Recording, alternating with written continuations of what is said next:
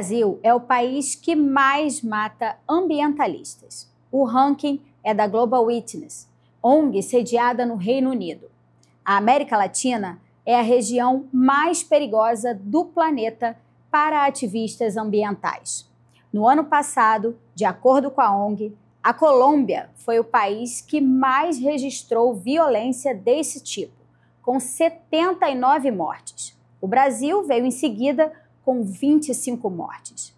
As execuções do indigenista Bruno Pereira e do jornalista Dom Phillips em 2022 escancararam os riscos para quem defende o planeta Terra. E proteger esses defensores virou o objetivo do Instituto Internacional Araiara, uma organização sem fins lucrativos. É uma espécie de programa de proteção às testemunhas. Para falar sobre a proteção e ativismo ambiental, vamos conversar com as representantes do Instituto Araiara, a diretora Nicole Oliveira e a pesquisadora Heloísa Simão. Muito obrigada pela presença de vocês, Nicole e Heloísa, por essa participação no Alerj Debate.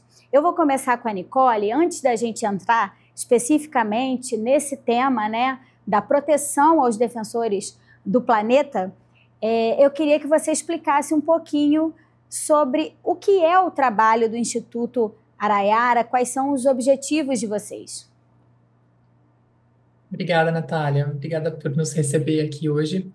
O Instituto Araiara é um instituto fundado há 32 anos e que trabalha para a transição energética justa no Brasil, defendendo direitos humanos, direitos dos povos e comunidades tradicionais, das pessoas que estão nos territórios que são impactados, seja por essas formas de energia fósseis que contribuem para as mudanças climáticas e que devem ser descontinuadas, ou também aquelas que estão nos locais onde as novas energias, as energias renováveis, vão ser implementadas, garantindo que assim a transição ela seja verdadeiramente justa e inclusiva.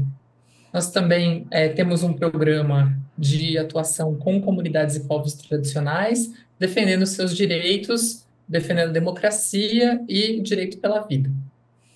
E, Heloísa, eu queria que você fizesse também um levantamento para a gente, um balanço sobre como você analisa atualmente os riscos que os ativistas ambientais correm atualmente aqui no nosso país. Obrigada por nos receber. Bom, ser ambientalista no Brasil, ser ativista no Brasil nunca foi fácil, né, pela história do país. Mas atualmente a gente vê alguns riscos que não aparecem tão evidentes na mídia, mas que no dia a dia os ativistas ambientais, climáticos, direitos humanos passam no seu cotidiano. É óbvio que esses riscos também são permeados, né, pelas opressões que correm na nossa sociedade. A gente pode falar que um risco que uma pessoa branca sofre, um homem branco sofre, não é o mesmo que uma pessoa não branca ou que uma mulher sofre também enquanto defensora. Então, a gente não pode, né, até mesmo a questão regional, né, onde está essa pessoa? Ela está na cidade, ela está num rural, ela está numa aldeia? Então, tem diversos riscos e eles variam de acordo com quem é essa pessoa, quem é essa comunidade que ela protege. A gente pode falar de riscos desde assassinato mesmo, né, que é o que você elencou no começo, com relação ao número de mortes. Então, a gente tem um número alto de pessoas que são mortas, assassinadas em razão da sua luta, e muitas vezes essas mortes não são nem sequer denunciadas, então há também um número, né, que ainda não está nítido para a gente de quantas mortes são, apesar das denúncias que são feitas. A gente tem também um risco de deslocamento, né, de você conseguir sair do território onde você está, que você defende, ou você chegar a ele, porque tem esse risco, né, de emboscada, tem risco de ameaça. Tem também, além de esse tipo de risco, um risco reputacional, né, porque já se entendeu que muitas vezes assassinar uma pessoa é horrível, mas muitas vezes a forma como é feita essa ameaça ao defensor, como é feita mitigar a luta dele ou dela, é através da criminalização. Então, é o uso, né, do que a gente chama de litigância estratégica contra a participação pública, onde você ajuiza processos, você usa do processo penal, do processo judicial, para você tirar o crédito dessa pessoa, né? Você, de fato, acabar com a reputação dela. E você, muitas vezes, mover processo judicial não é uma coisa barata, né? Conseguir advogado, enfim, se defender. Então, também é uma forma de você mitigar financeiramente a luta daquele defensor, tornar impossível ele continuar existindo como ativista, né? Então, são formas, às vezes, muito não tão evidentes, né? Digamos assim, de perseguição, de ameaça, em que você pode desde tirar a vida da pessoa até você deslegitimizar o que ela faz, né? E aí esse efeito é perpétuo, né? Então, enfim, e você acaba, né, atingindo uma pessoa para conseguir também atingir a comunidade, o território que ela defende, né? E tornar aquilo deslegítimo do ponto de vista da opinião pública. Então, hoje em dia, né, tem formas mais requintadas, digamos assim, de você ameaçar um defensor e atinge toda a vida dessa pessoa e a comunidade, né, e o próprio histórico de luta. Então, de fato, não é fácil ser um defensor ambiental no dia de hoje. Porque, como você disse, além de ser um processo custoso, né, violento, dependendo de qual seja a forma de ameaça, acaba não sendo uma ameaça apenas para uma figura específica, mas é um recado também, né, para quem está no entorno e quer também participar do movimento, mas acaba ficando com medo de fazer as mesmas atividades e ter essa mesma luta com medo de acontecer a mesma coisa, né? Exatamente, né? É uma forma de você passar recado, porque de você entender, né, que você pode ser a pessoa que você for. Você não precisa ser só uma ativista, liderança indígena de uma aldeia, né? Você também pode ser um advogado que atua, né, na defesa dos povos, atua na defesa do meio ambiente e ser criminalizado por isso. Então, não importa o quanto de recurso você tem, o quanto, né, de fama você tem, qualquer pessoa que é ativista e defende hoje o mundo, o planeta, a vida, né, de fato, pode ser perseguido, né? E a gente vive num contexto de desequilíbrio de poderes, né?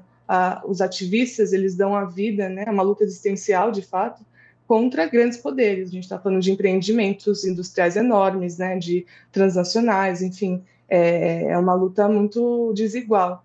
Então, você se manter nela requer muita força, né, tanto física, saúde mental, né, esse também é outro tipo de dano, o dano de você ser um defensor, de fato, ter que arcar com esse risco constante, com uma possibilidade da sua comunidade ser ameaçada, da sua família, enfim, de fato, são de riscos, né, e danos, assim, pluriversais e multidimensionais. É bem difícil. E mesmo assim as pessoas continuam. Nicole, a gente está falando sobre esses defensores, né, do planeta, às vezes de comunidades específicas, né, de povos tradicionais. Eu citei aqui na abertura do programa o Bruno Pereira e o Dom Phillips, que são casos mais recentes, né, que foram muito divulgados na mídia, mas a gente tem casos históricos, né, como da Dorothy Stang, do Chico Mendes, né, que hoje dá nome ao nosso Instituto de Biodiversidade, e que todos eles foram vítimas, né, dessa luta, dessas pessoas que não se conformavam, né, com esse outro ponto de vista e essa luta para defender o nosso meio ambiente, a nossa cultura, e a gente sabe que são muitos fatores envolvidos, né? Pode ser em relação a uma empresa madeireira, pode ser os seringueiros, pode ser, assim, tem milhares de vertentes e mesmo assim sempre tem alguém para tentar minimizar essas forças todas que estão lutando para defender os povos e o planeta. E aí eu queria que você explicasse para a gente como acontece o programa, né, Defensores dos Defensores, se já existem pessoas que estão sendo acolhidas pelo programa, porque a gente sabe que ele é um programa que foi lançado recentemente, né? Então, conta um pouquinho como é que ele vai funcionar, por favor. Claro. Só fazendo um comentário, Natália, a respeito do que você disse sobre os defensores, né? A questão de perseguição, criminalização e assassinato de defensores no Brasil, ela é bem antiga, ela é motivada. Muitas vezes o defensor ou defensora não escolhem essa posição de estar em perigo ou em risco. é uma situação que acontece porque o seu local de vida, geralmente territórios que são importantes para aquela pessoa, seja para plantar ou para extrair algum tipo de castanha, ou marisco, ou mesmo proteção daquele território como parte integral daquela comunidade, ela é ameaçada, e aí essa pessoa ou essa comunidade se vê na posição de ter que defender o território. E aí, como a Heloísa falou, as ameaças elas são muito grandes, são desproporcionais e acabam agindo com muita violência, com criminalização, com agressão, ameaças, e essas pessoas se mantêm na luta porque elas se veem como não há outra opção senão defender aquele território, porque afinal de contas ela é parte integral dele, né? E aí o Instituto Araiara atua, como eu falei, né, com transição energética. Então, o IPCC, que é o Instituto Intergovernamental, o painel climático, né, que existem mais de 1.000 cientistas, climatologistas, que a cada 5 anos elaboram um relatório de projeção climática, não só dos cenários climáticos que vão acontecer no futuro, mas também comparando com as emissões atuais dos gases de efeito estufa e quais seriam as consequências se esse curso que nós estamos se mantiver para o planeta. Essa é uma outra ameaça que muitas pessoas também acabam se vendo numa situação de defensor ou defensora para defender o clima, né? Porque é uma defesa mais ampla do que um território específico, está defendendo o planeta como um todo. E aí, esse painel intergovernamental, o IPCC, ele já disse que para conter o caos climático, a crise climática que nós enfrentamos hoje, não se deve construir nenhum poço de petróleo novo, nenhuma termoelétrica fóssil nova, e que todos os projetos fósseis existentes devem ser descontinuados o mais rápido possível. Infelizmente, a gente vê várias comparações todos os anos quando tem uma conferência das partes da ONU das mudanças climáticas, é feito um comparativo dos compromissos climáticos assumidos pelos países, da tendência de emissão de gases de efeito estufa que estão sendo feitas por esses países e por empresas enfim, o território daquele país como um todo, e qual é a necessidade planetária climática global de redução. E o que nós temos visto é que isso que os cientistas nos avisam de necessidade de redução não está acontecendo, né? E, ao contrário, nós temos visto uma franca expansão no Brasil de novos poços de petróleo, novas termoelétricas fósseis, muita mineração. O desmatamento, ele tem momentos de queda, mas também teve momentos graves de ascensão nos últimos anos, e isso faz com que, não só do ponto de vista ambiental, da biodiversidade e climático seja complicado, mas as pessoas que estão nesses territórios de expansão, elas são colocadas na linha de frente de uma luta desigual e injusta de defesa do seu território. Então, como nós temos trabalhado já há muitos anos com esse assunto, nós fizemos, ao longo de todos esses anos, diversas atividades de proteção e defesa desses defensores com os quais nós trabalhamos nos territórios. Vez por outra, recebíamos denúncias, pedidos de apoio e apoiávamos sempre que possível e necessário. E aí, no ano passado, nós decidimos estruturar esse programa de uma forma mais nítida, para que as pessoas tivessem um método de se inscrever, que tivesse um escopo definido, qual que é o tipo de apoio e a forma de apoio que nós poderíamos dar para cada uma dessas pessoas. E desde então já tivemos vários defensores que estão sendo atendidos por esse programa, né? E aí o programa ele tem 5 eixos de atuação. O primeiro deles é a defesa em si, né? Então ela pode ser uma defesa jurídica, se a pessoa estiver ameaçada ou criminalizada ou precisar se defender nos tribunais. Nós temos visto um aumento do caso de assédios judiciais crescente no Brasil, então usar os tribunais como forma de perseguir, para que aquela pessoa precise gastar recursos com um advogado em se defender. Muitas vezes não é só um processo, são vários, e aí ela gasta tempo, dinheiro, energia, isso desgasta, a pessoa fica muitas vezes intimidada, né? Ou pelo menos a tentativa de intimidação e silenciamento. e ela precisa se defender. Então, nós apoiamos com essa defesa jurídica. Mas existe a defesa também humanitária, psicológica, para que a pessoa possa, se ela desejar, continuar no território defendendo. E aí nós temos também treinamentos e capacitações para que as pessoas conheçam seus direitos e possam defender seus territórios dentro da legalidade e também que elas possam aprender a lidar com situações de estresse e dificuldade, mantendo a saúde mental ou entendendo quais são os riscos da sua saúde mental por estar nessa situação. Nós temos também parcerias, então o programa ele não existe sozinho, ele não é o primeiro programa de defesa de defensores do Brasil, existem vários, existem programas que são governamentais, né? Então existe um programa nacional, existem alguns estaduais, e existem outras organizações no Brasil que já fazem essa proteção de defensores. Então, nós fazemos várias parcerias e alianças com esses programas e organizações para, seja indicar pessoas que não se enquadram no escopo do nosso programa para outros programas, ou mesmo para contribuir e somar na defesa daqueles defensores que talvez um programa não atenda na sua integridade e o nosso possa contribuir com aquilo que está faltando. Nós temos também a questão de advocacy, né, e luta por uma política pública e uma legislação de proteção de defensores. Um grande exemplo é o Acordo de Escazú, que é um acordo que foi assinado na Costa Rica, ele entrou em vigor em 2021, ele foi assinado pelo Brasil, mas ainda, infelizmente, não foi ratificado.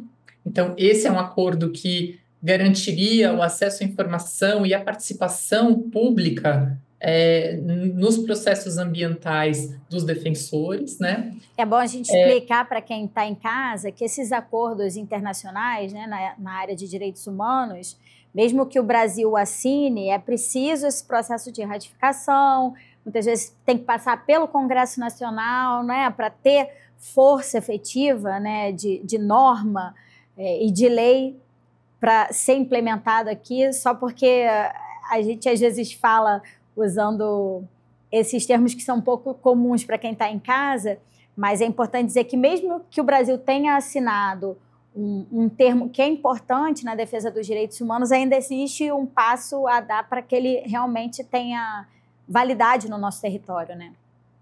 Isso, os acordos internacionais, eles acontecem nessa esfera de negociação, né? Então, de assinatura do acordo, e depois ele é submetido para o Congresso Nacional para ratificação.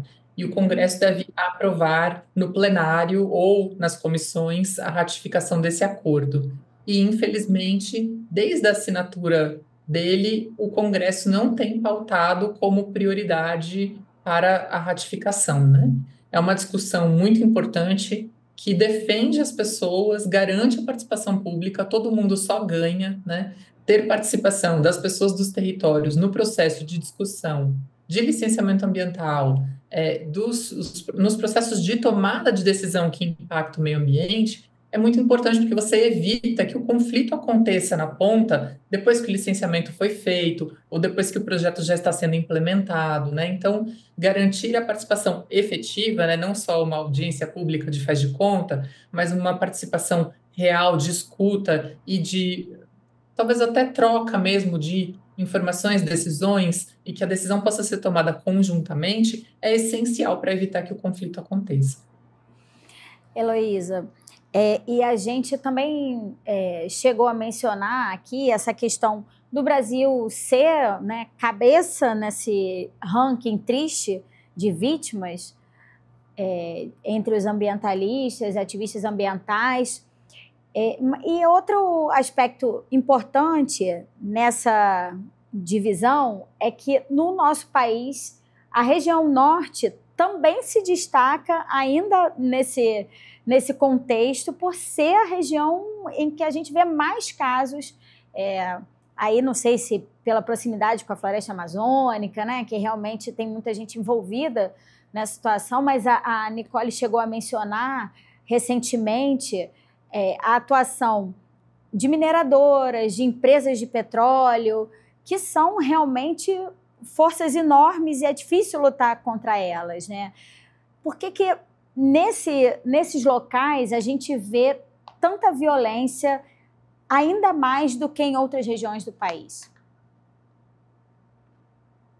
Bom, eu acho, né, a consideração que eu faço é, primeiro, do número de incidência de empresas, né, empreendimentos extrativistas nessa região, né? É uma região que por muito tempo foi, enfim, tentou-se, né, proteger ali, tem uma legislação firme com relação à proteção daqueles recursos, daqueles territórios, daquelas florestas, enfim, áreas de preservação.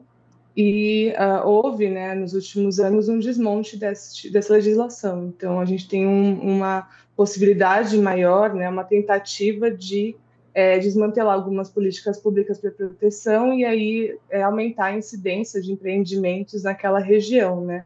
Afinal, aquilo que para muitos povos é visto como extensão da sua existência, para outros é recurso natural. Então, a visão do empreendimento é sempre nesse sentido. Então, ali é um mar, né, um lugar rico de recursos que eles poderão usar para a produção, né? Muitas vezes nem fica no Brasil, inclusive, vai para fora. E aí tem a questão do número de incidência, né? Tem uma questão também que tem uma incidência muito enorme de populações tradicionais e originárias na região norte que não são, até hoje, não têm seu território titulado ou demarcado. Então, esse lugar, né, esse não lugar da perspectiva legal mesmo, né, da perspectiva do que o direito vê como propriedade, como, enfim, área protegida, ela não é garantida. Então, esses povos que habitam aquele território há mais de 500 anos, né, muitos ali há mais de 500 anos, outros chegaram ali e resistem naqueles territórios desde a época da escravatura, não tem seu território demarcado ou titulado. Então, a garantia desse direito sobre o uso da terra não é garantida. Então, não tem como você acionar o Estado para defender um lugar que não é reconhecido pelo Estado, né? Então, o número de violência também aumenta por isso, né? Sem falar na questão de que existe ainda uma falta de política pública para conseguir né, orçamento mesmo, né? Política pública às vezes existe para garantir a proteção de grupos, né, que são mais visados aí, e eu falo isso assim, não só na questão da região norte, mas no lugar do rural, mas também no lugar da cidade, né? A gente tem também muitos defensores climáticos que estão nas cidades do norte e do sudeste, que também não são amparados por essas políticas públicas. Isso porque há uma falta de orçamento, né, que voltada a garantir a efetividade dessas políticas públicas, então falta pessoal, falta rede de proteção, rede de serviço, e as pessoas ficam numa situação, né, muitas vezes elas já estão numa situação de extrema vulnerabilidade social, a partir do momento que elas têm seu território, né, sua casa, sua vida transgredida por esses empreendimentos, né, que só visam a extração, não pensam no social, não têm participação pública, elas têm que virar defensores, né, por uma questão existencial, a vulnerabilidade delas só aumenta. E a rede de amparo de serviço, né, ali não existe, e a gente acaba numa situação em que a pessoa fica extremamente vulnerável, né? Não tem, muitas vezes, em alguns territórios, não existe nenhuma delegacia para você denunciar o que está acontecendo com você, e não tem nem pessoal para conseguir verificar, se precisar ligar para alguém para buscar, acionar alguma rede de proteção, não tem o pessoal suficiente. Então, existe, né, um descaso também governamental, enfim, de Estado mesmo, né, que não garante esses direitos a essas pessoas. Então, é uma questão, acho, né, tanto histórica, assim, quanto estrutural do nosso país, né, a desigualdade também entre as regiões do próprio país, né, do orçamento, algo a se levar em consideração. Ó, a gente vai fazer um pequeno intervalo, mas a gente retoma ainda nesse aspecto do orçamento e das políticas públicas no próximo bloco. É só um minutinho. A gente volta já já.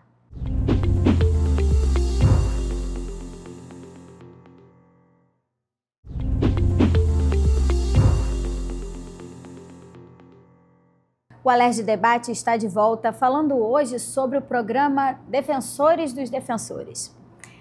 Heloísa, no bloco anterior, você falava sobre essa dificuldade, né, muitas vezes o desmonte mesmo de políticas públicas, dificuldades que têm acontecido com mais intensidade nos últimos anos.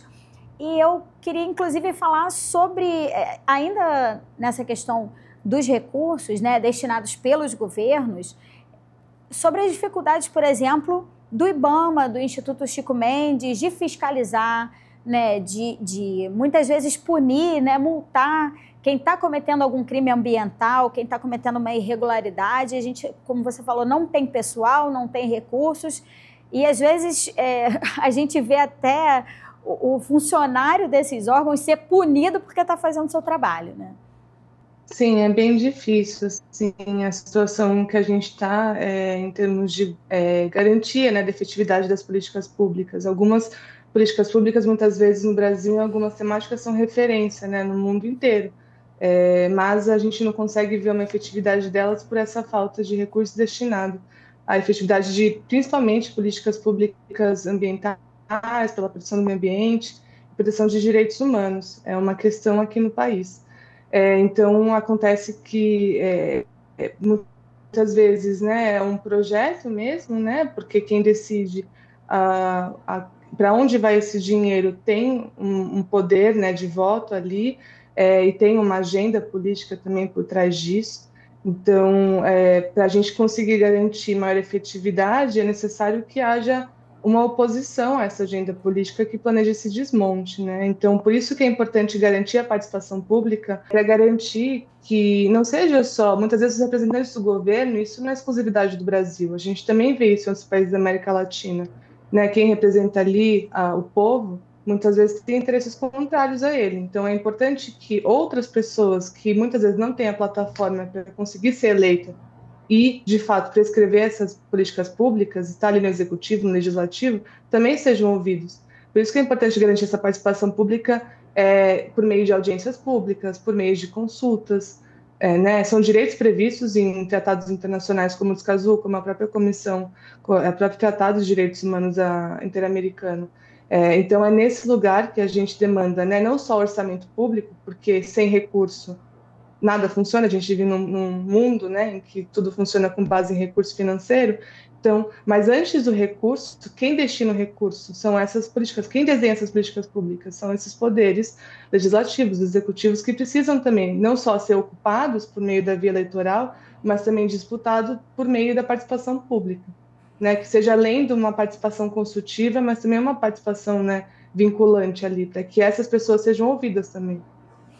E Nicole, a gente também chegou a mencionar aqui, até fazer um paralelo com o programa de proteção às testemunhas, né, que é um programa que já tem muitos anos no país e que as pessoas que são ameaçadas, às vezes são testemunhas de crimes do tráfico ou crimes políticos, e que realmente sofrem ameaças à sua integridade física, são protegidas, mas ao mesmo tempo, a gente sabe que elas precisam passar por uma série de dificuldades, porque precisam, muitas vezes, mudar de território, né? Ir para um outro lugar, ficar escondido, ter a identidade alterada para não ser identificado. Como é que acontece no caso dos defensores, né? Dos ativistas ambientais? Como é que se dá essa proteção física, né? Da integridade física dos defensores e dos ativistas ambientais? Depende muito da realidade da situação de cada um. Então, o programa, ele faz todo um trabalho de acolhimento e análise, entrevista com aquela pessoa para definir em conjunto, no diálogo, qual que é a melhor saída para aquele defensor ou defensora.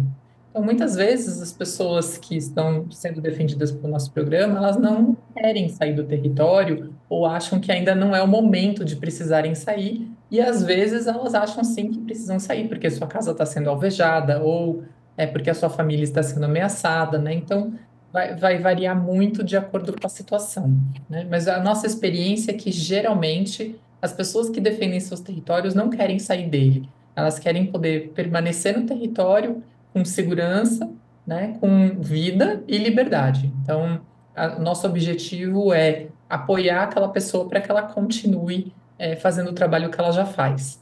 Então, a gente tem hoje no programa uma psicóloga que faz esse acolhimento e que faz a entrevista junto com a equipe do programa. E aí, em conjunto, nós temos um comitê, definimos quais são as áreas de atuação, né? Qual é o curso de proteção que nós vamos adotar com aquela pessoa individualmente ou aquela comunidade. Heloísa, então agora eu vou pedir para você falar um pouquinho sobre casos específicos que já foram acolhidos pelo programa. E aí queria que você contasse a situação, por exemplo, da região das regiões, né? Porque mais de uma, são regiões diferentes, onde vivem a Akira e a Karen, que são duas defensoras que já são protegidas pelo programa. Isso. Bom, são duas situações, né, que ocorrem na mesma região, que a gente acabou de mencionar antes, na região norte, ali na região da Amazônia Legal.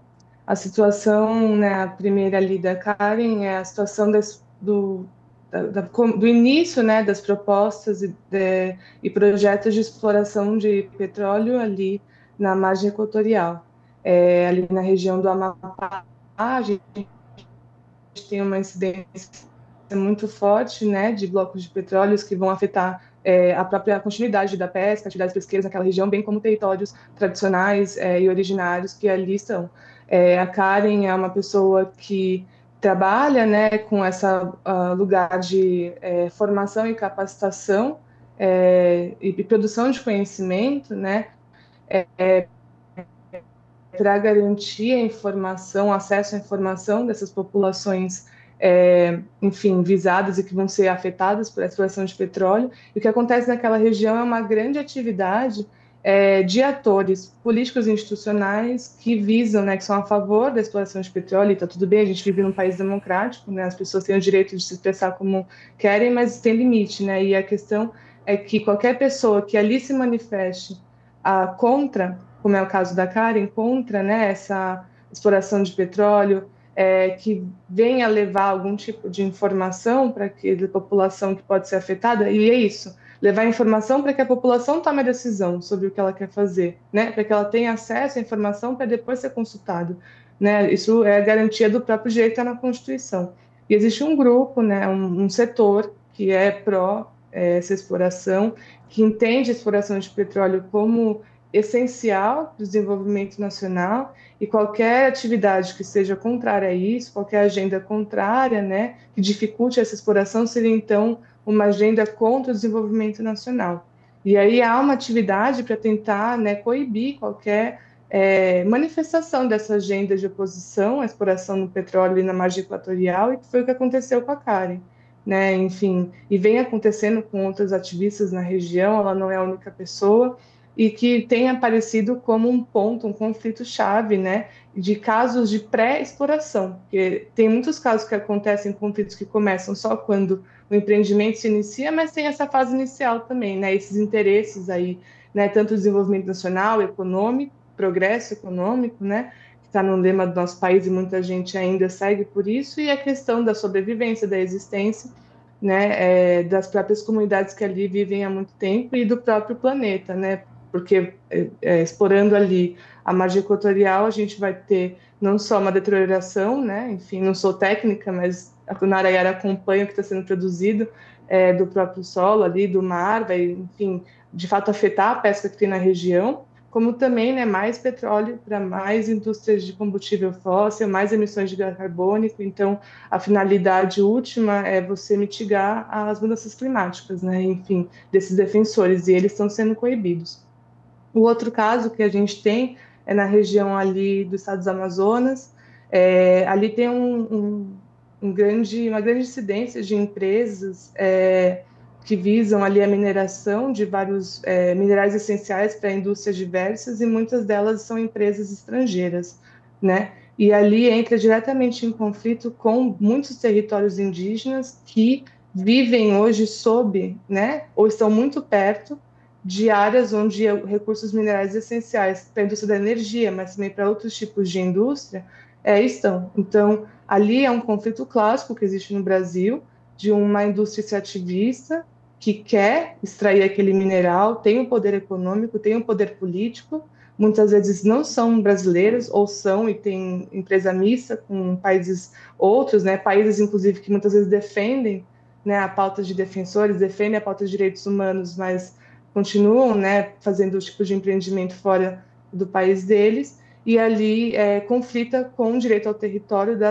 dos povos indígenas. Ali na Amazônia é bem grande esse tipo de incidência, e aí o tipo de perseguição é local, né, a nível de perseguir aquela pessoa, de ameaça de morte, né? Ali, como eu falei, tem pouca rede de proteção, né? A garantia de efetividade das políticas públicas é muito pequena, então a chance de uma pessoa, enfim, conseguir algum efeito material com uma denúncia, por exemplo, é muito pequena. Tem até uma questão de confiar, né, em quem são aqueles atores locais.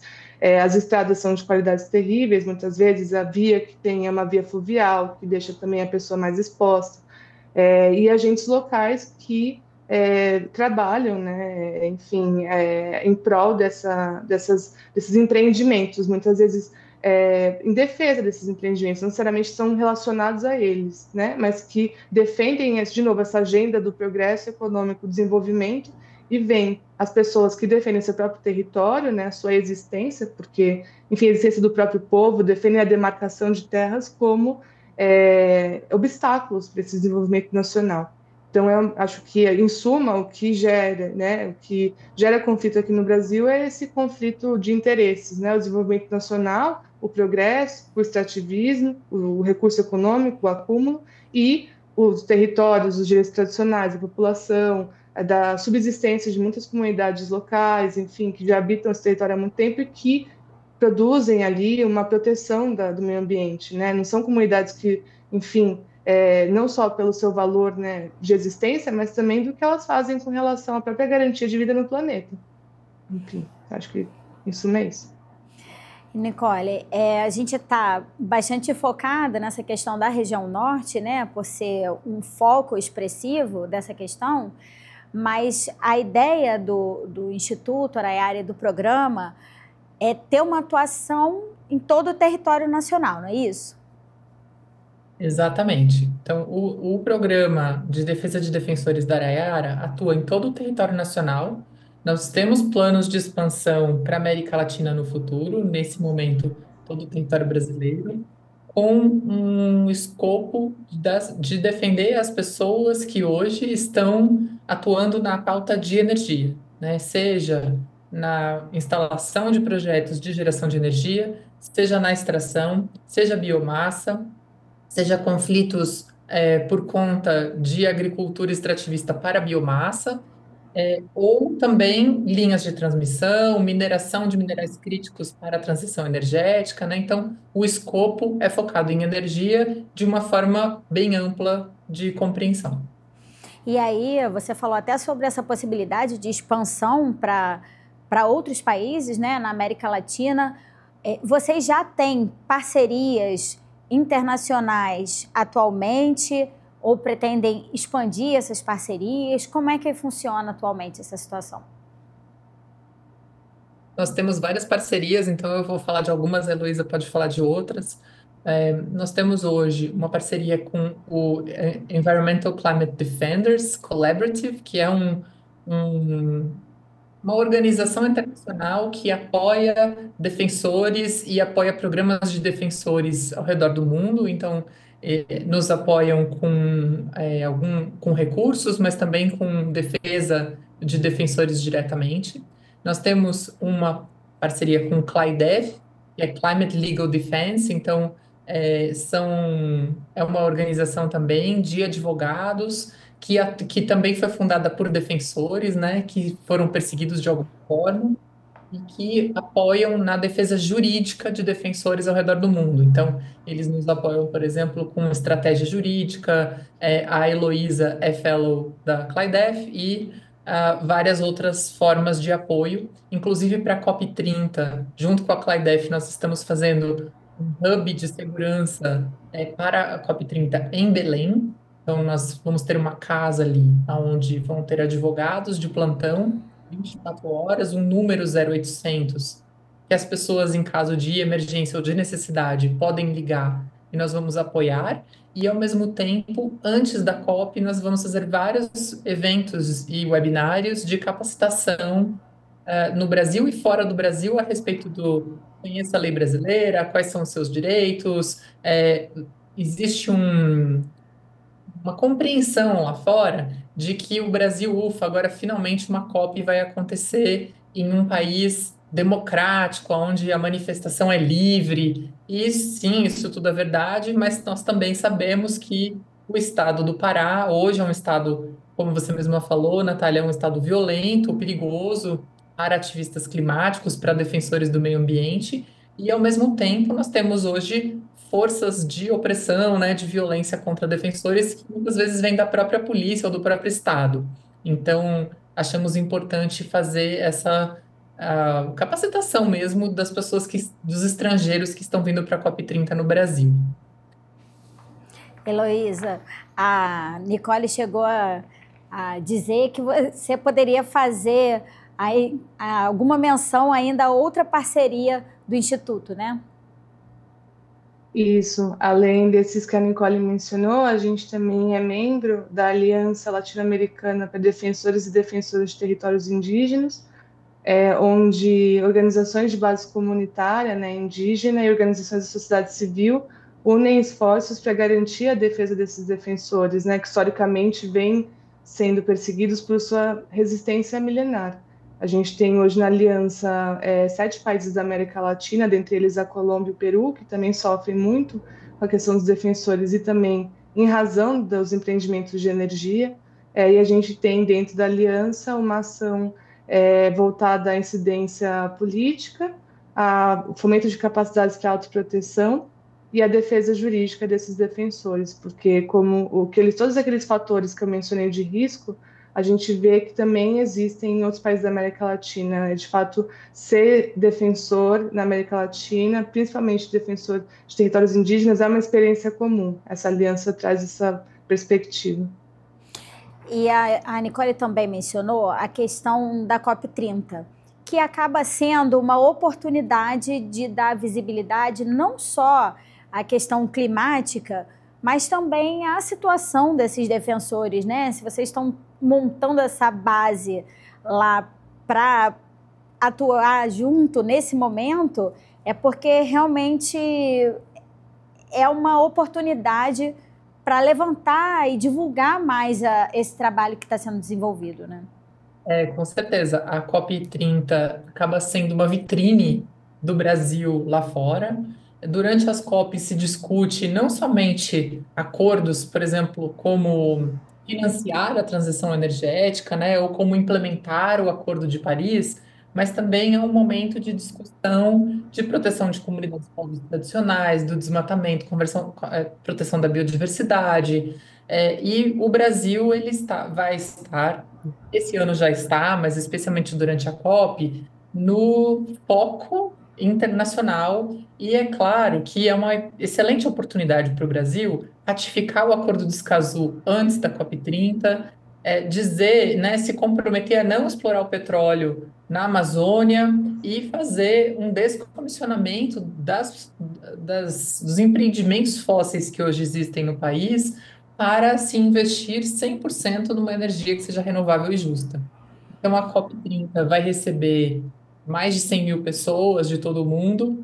Ela é um espaço não só para negociadores, né? Então, existem representantes dos países. Existe um dia que é o dia que eles chamam de alto nível, que é o dia que vão os presidentes, os ministros de meio ambiente.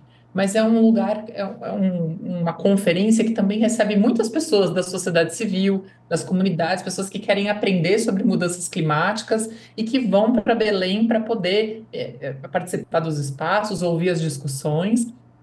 Além desse centro de segurança que nós estamos fazendo junto com a Claidef, a Araiara também vai ter uma casa, né, onde vão ser realizados diversos eventos com o foco na tecnologia científica e ancestral para a contenção das mudanças climáticas, onde as pessoas vão poder também assistir a palestras, ver exposições e aprender mais sobre a questão climática e como contê-la para que nós não estejamos num caos nos próximos anos. E Heloísa, a gente já está se aproximando do fim do programa, mas eu queria que você explicasse também para quem tem atuação nessa área, que se sente ameaçado, que está sentindo algum risco à sua integridade física, psicológica ou à sua atuação, como essas pessoas devem procurar o programa para buscar essa ajuda? Muito obrigada por essa abertura. Eu ia comentar, qualquer pessoa, né, ativista de direitos humanos, ambiental, climático, que atue nessa pauta de transição energética justa, né, como a Nicole falou, de forma ampla, e tiver precisando desse apoio, né, tiver uma situação de ameaça, a gente tem um site, defensoresclimáticos.org.